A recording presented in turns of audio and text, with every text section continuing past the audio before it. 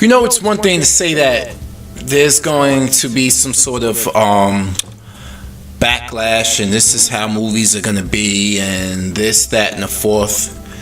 Well, the past weekend, Captain Marvel came out, and the movie is mediocre.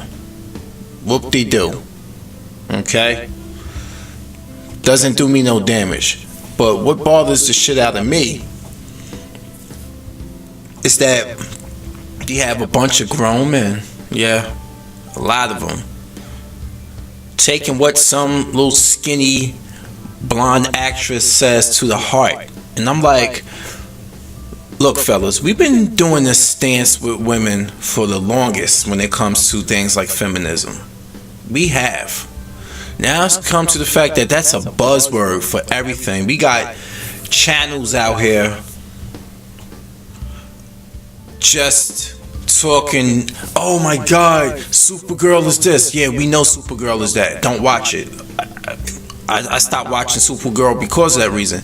Oh, this, that, and the fourth, and this one. I'm like, yeah, I know. Just stop watching.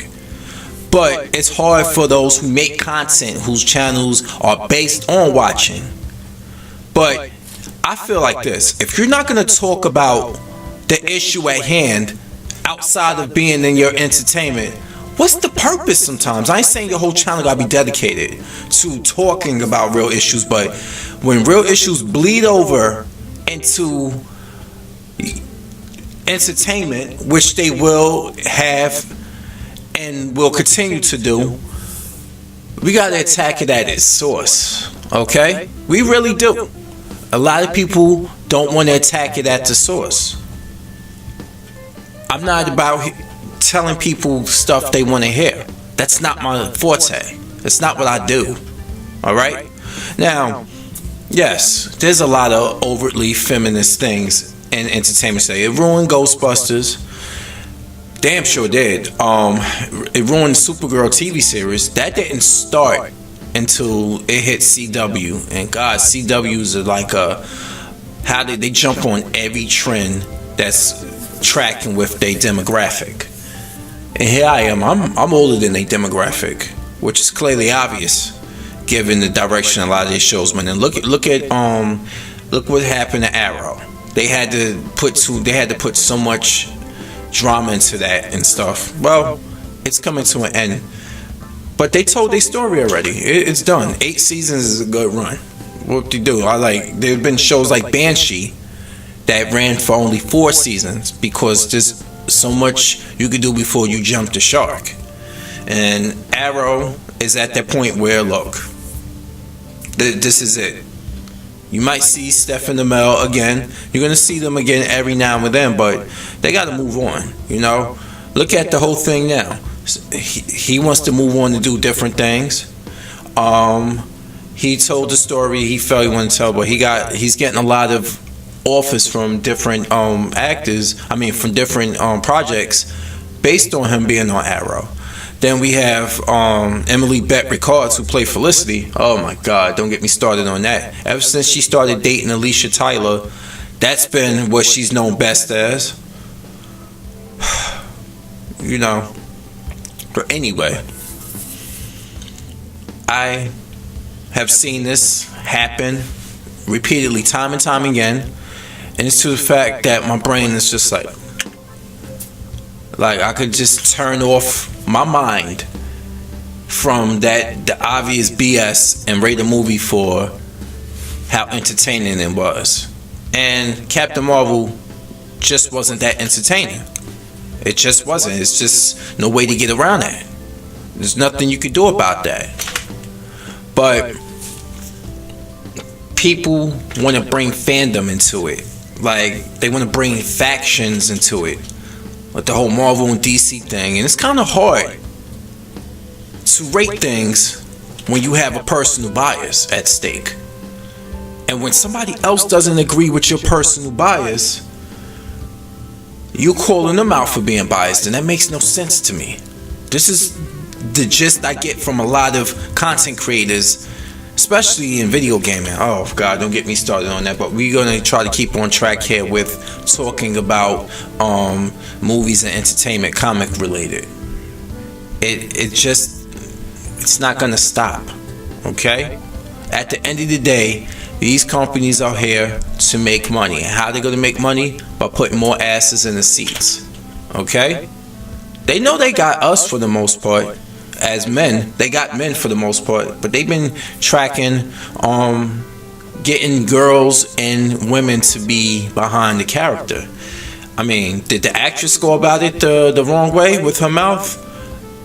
Yeah, she did. Did I really give a shit about what she said?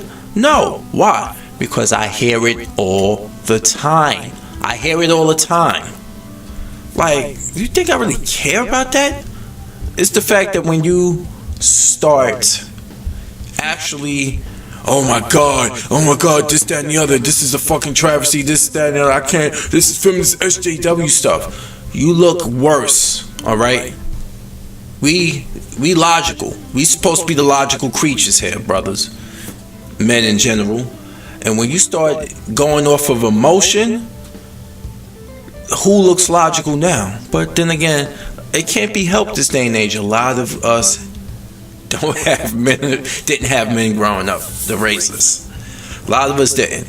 And even if they did, a lot of them still have this simp mentality. You know? I know a lot of dudes who will sit here in front of their camera and talk the greasiest shit, or talk that they so anti-SJW, but when the cameras go off, they wife or their girlfriend is the queen of their life. Really, nigga? Really? My thing is, yes, I do believe there's a lot of simp ass Negroes out here, and truth be told, a lot of them are the ones pushing this whole thing about the feminist agenda. But brothers, we need to worry about what's in our backyard. You know, nobody talks about the black feminist. Nobody talks about that crap. Nobody talks about how they were the mammies out in the field ratting on Negroes. You know, at first it started out like, hey, they was gonna, you know, they trying to look after us, but that was by design. You know, that's by design. How do you control a man? By the woman. And even if you so anti-SJW, they still got free real estate in your brain. Because when you sit here and you on your channel, like, I forgot the guy's name, I think it's Young Ripper. Every time I get a suggestion about this dude's videos, it's always talking about some SJW feminist shit, and I'm like, I don't like it either. Okay? I don't like it either, but you're just letting it consume you. I'm tired of hearing it about letting it consume you. It's such a thing as, you know what? Letting yourself not be consumed by something and not talking about it at the same time. Because you can sit here on camera and say I'm this, I'm that, but as you notice, my videos became less and less. Because when I talk about stuff, I want to say what it was and leave it like that. And I noticed that when I was doing my Resident Evil videos, I was talking way too much about that game. And people thinking, oh, you know, people were going to start thinking I love the game. When in fact, I gave it a chance again to my Resident Evil 7. And it just wasn't for me. So, what did I do? I stopped listening to a lot of people's suggestions when it came to playing certain things. There's only a trusted few that I will take into consideration about games. There's only a trusted few, and I can count them on my hand and still have room to be left over. You know? If I'm going to get something, I'm going to get something on my own. If I'm going to watch something, I'm going to watch something because I want to watch it. because you can suggest. Yeah, a lot of people suggest things to me, and there's a lot of things I haven't gotten around to.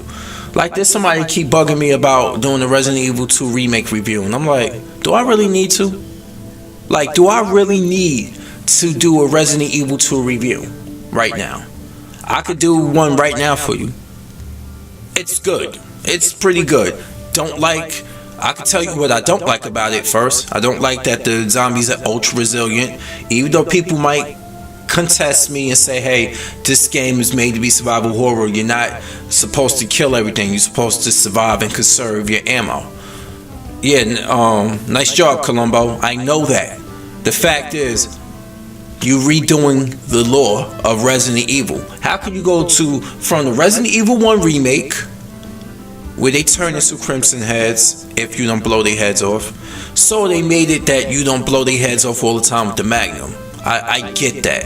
They made that a little bit. That right there, I'm fine with. That's a good change, for the simple fact that it still encourages you not to kill as much as you would like to, because you don't have enough oil and canteen fluid to burn. Canteen fluid and to burn out these bodies from turning. So you might think like, hey, I'm in this area and I'm going to be frequenting this area. It's only one zombie. Can I get around him? Okay, I can get around him. I don't have to kill him. I'm going to save my ammo. But if you in an area where there's multiple zombies and they hard to get around, you might just have to kill them and burn their bodies. It makes you think. But were they ultra resilient like they were in Resident Evil 2? No. And that's a sequel. And I consider Resident Evil 1 Remake and Resident Evil 2 Remake direct sequels. Yes, because they both are remakes. Unless Capcom is going to go and retcon Resident Evil 1 and give us a third version of that over the shoulder. I doubt it. Anyway, so you go from having zombies that were standard fair to kill to something that if you pop in the head, it will not go down. That makes no sense to me. So that's the resilience of the zombies is one thing that I don't like about that. So that's one. Second thing I don't like about it, that might be it. That really might be it. I really like how they retold the story. You know, people were like, hey, but what about them not having the crows or having the Ivies the way they were in the original version of Resident Evil 2, or having the giant spiders? I'm like, I don't care. Like, if they're going to be going back and they're going to be, I don't know. I really don't care. The spider thing I could care about because it's not like they never existed. They were in the Resident Evil 1 remake also. Yeah, I could do it with that. But as for the crows, no, I really don't. I really don't miss the crows for the simple fact that the crows and this new type of shooting, which is a little bit harder to aim, it'll be pointless. You have to just spray and pray with a shotgun and kill them and knock them down. So I kind of get that. The crows I can do without, but I can understand what people saying about the giant spiders. But still, though, given the claustrophobic, over-the-shoulder feel when it's close up on you, that'd be very hard to do the spiders. So I get why they aren't in the game. Okay, but I really like how. Let me tell you what I do like about it. I do like how they retold Leon and Claire's story. Basically, I would, even though that the A and B mission thing could have went a bit more smoother and be a bit more of the zapping system, they should have had that. My thing is, I do like how they told the stories, and I like how they did Annette Birkin again, especially Annette and Ada. But Annette, they really redeemed her. They couldn't be like back in the original one, like just to have two shitty parents. When you had one that was shitty, we know how William Birkin got down. We know what he did for Umbrella. You know how many people he killed, and a lot of the stuff him and Wesker caused. But then you had Annette Birkin, who was along for the ride, but then her conscience finally kicked in. And that scene where she died and Claire was crying like, we gotta say goodbye. You have to say goodbye to her. The acting in this game was really well done in Resident Evil 2. It was really well done in this. Like Nick Apostolidis, and I forgot the actress name who plays the voice of Claire. The voice actor Leon, very good. Sounded young. Sounded young but believable at the same time. The actress who played Claire's voice, very good. Like her, found out that she has done voice acting in many different projects. Check out Residents of Evil podcast where they interview both of them at 2 different times. They even interviewed the actress who played the voice of Ada. So that was well done. I like how they redid the alligator scene. Lot more action packed to it. Pretty fun, short, but like the alligator scene was.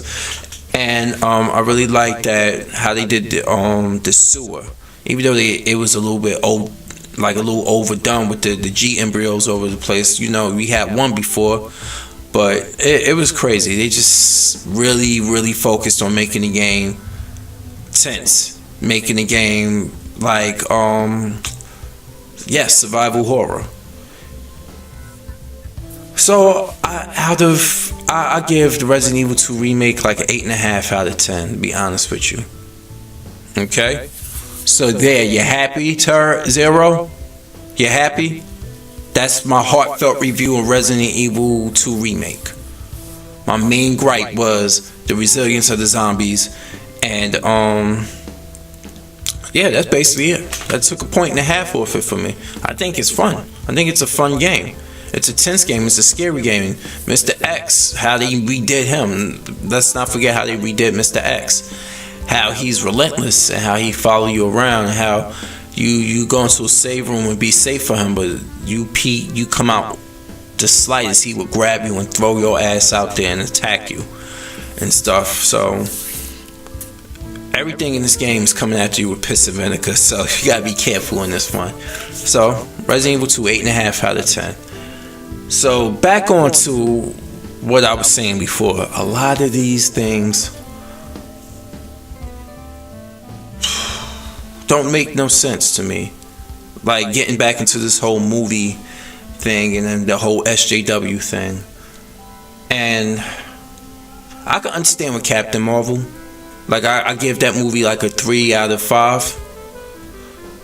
And that's with all the whole supposedly feminist stuff out of the way. That's with that out the way. The movie's still a 3.5. Still a 3 out of 5. Okay.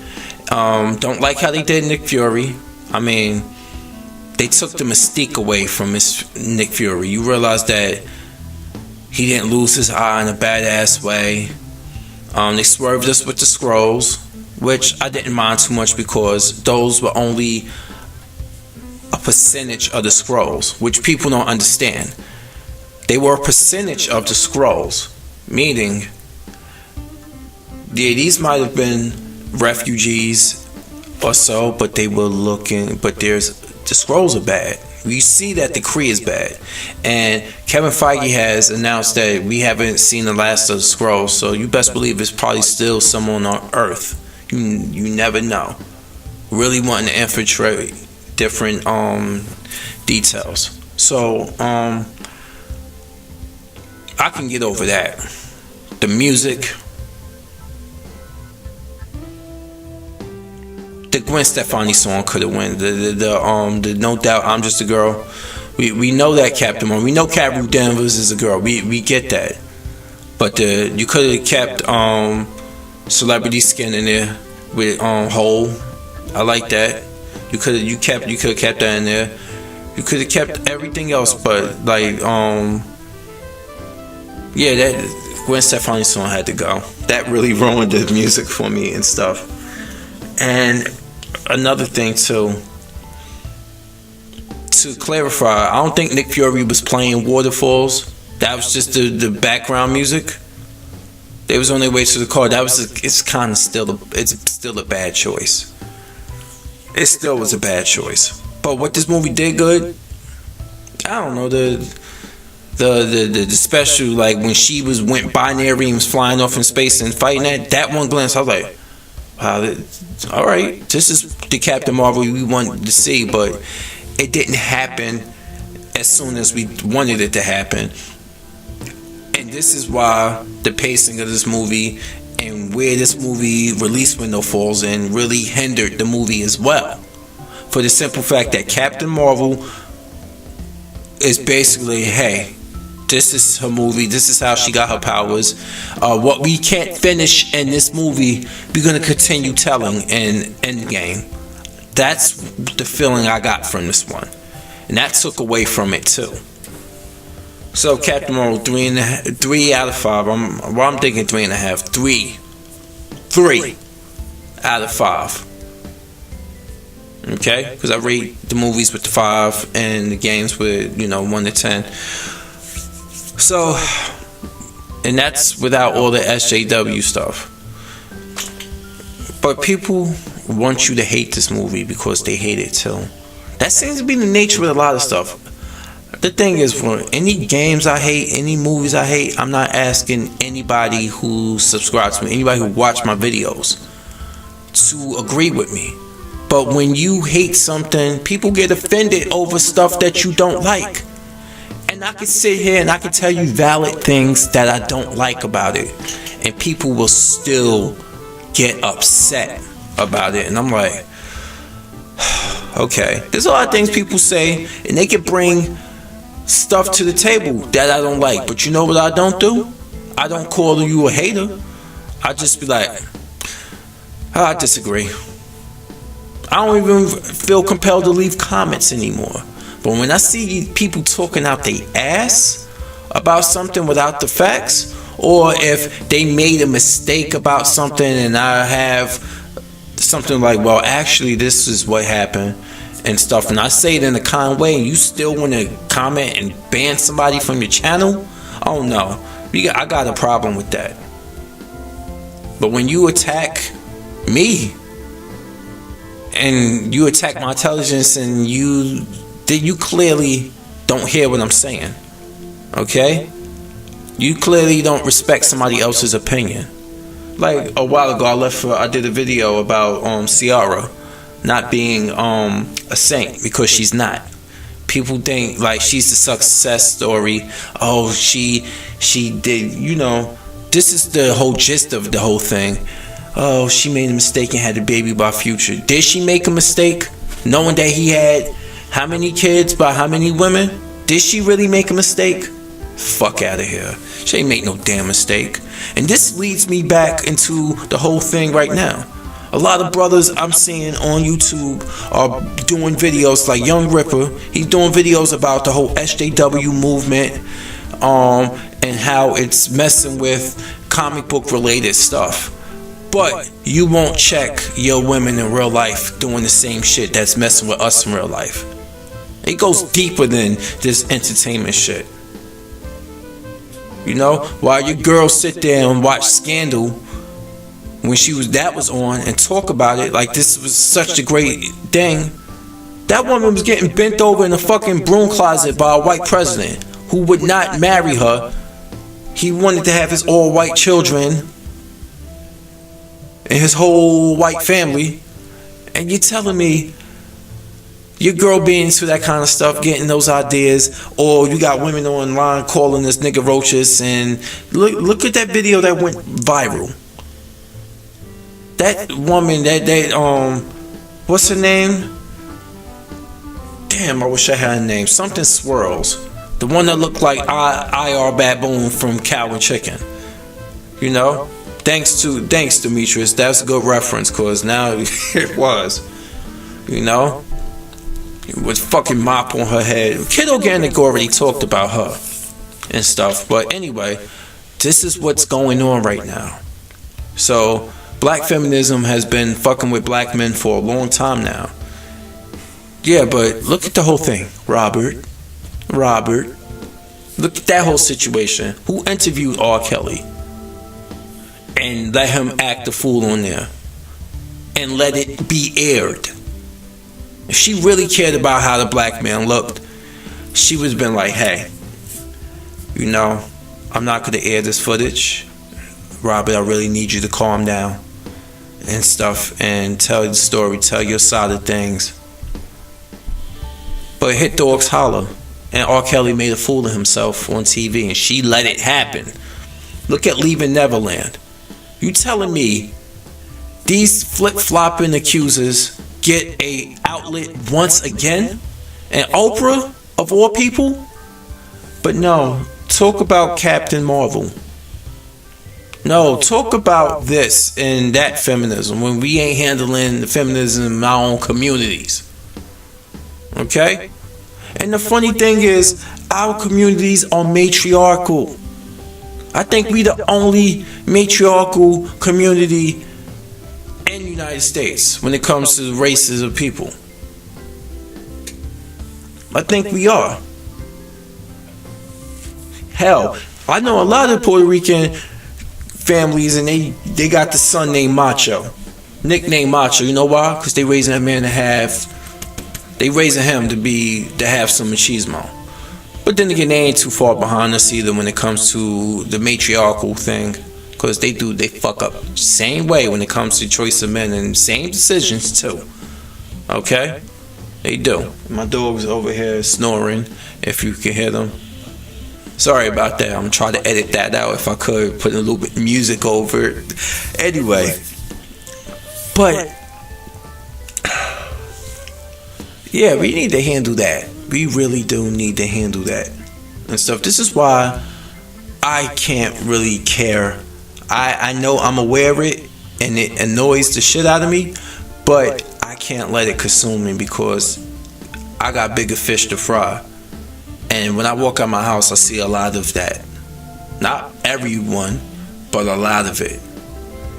And there's a lot of dudes out here, a lot of pookies, a lot of ray-rays, talking a lot of shit and protecting these women. You know why? They ain't gonna bite the hand that feeds them. These women who make these bad decisions in men often gravitate, that's what they want, okay? They will attack the shit out of you. Black man, normal, don't get into trouble, honest to God, no, not to God, honest living black man, modest living black man, they attack you because you're not who they're attracted to. They sit there and call you all type. You can call them out on they fuckery until your face turns blue, and they will call you all types of beta male coon. They will call you weak. They will call you all that. They call you a lame. But Pookie over there with his pants sagging off his ass and stuff, and yeah, that's what they want. That's what they want. They either attracted to men who treat them like absolute shit, or they're attracted to money and resources. There's no in between. There's no gray area when it comes to a lot of these women out here, man. There's no gray area whatsoever. They're gonna either want the worst of the worst or the best of the best. And then they always tell you that bullshit. Hey, why aren't you building anything? Like, bitch, why aren't you helping? Okay? We supposed to be a team. You can sit here and you can talk shit about black men, but the moment some non-black man go upside your head, or some pookie go upside your head, you expect some random Negro that you would call a lame any other day to come save you? You are out of your fucking mind. You are. Another 26-year-old man who had a good future ahead of him got killed being a hero. Okay? You be a hero to those who got your back, to those who are part of your family, to your woman, to your sister, to your mother, to anybody in your family. Yeah, I would see that, because you would know 9 out of 10 times they ain't starting no shit. But if you just walking by and you watching some dude tune up his girlfriend and she fighting him just as hard as he's fighting her, you might just want to keep walking, or you might want to pick up that phone and let the police handle that. My friend got killed being a hero. My friend in Georgia has friends who got killed being a hero. Okay? And then I just told you about that story, that 26-year-old male, black male, defending a woman that ain't even his. killed. And then in Texas, read not too long ago, guy whooped an abusive boyfriend's ass for this female, and then he stayed at the house until the authorities came. That nigga came back and killed that hero. So you gotta watch your ass. You really do. But they're not gonna tell you that. They're gonna tell you that you're not fighting for them. You're not building anything. You weak. You this, that, and the fourth. But a lot of them write checks that they ass can't cash. And then they treat you like dog shit in the process and expect you to still grovel at their feet and be their hero. This is the problem in black community. It is. But nobody talks about that. Right? Now, I was shocked to hear that a lot of friends of mine from all walks of life, but especially a good friend of mine from since I was younger, is red pill. Now, I never talked that much red pill stuff. I used to talk red pill stuff a lot of times on YouTube. I mean, on my Facebook, on live channels and stuff. I had a lot of, because I believe in a lot of talking points, but a lot of things, I believe in a lot of red pill stuff, and they got some good arguments, and I believe in a lot of MGTOW stuff. They got some good arguments, but like, I'm not a card carrying member whatsoever. But they talking points have helped me realize that I need to be better and I need to choose better. And that's why I took myself out of the equation a long time ago into such person shows themselves. And bruh, you gotta understand, brothers, a lot of women don't know how to do that. They will kick a nigga out, and then 2 weeks later they got another nigga in there and she already done sucked the soul out of him. And then she end up kicking that nigga out and stuff because she don't know these men from a can of paint.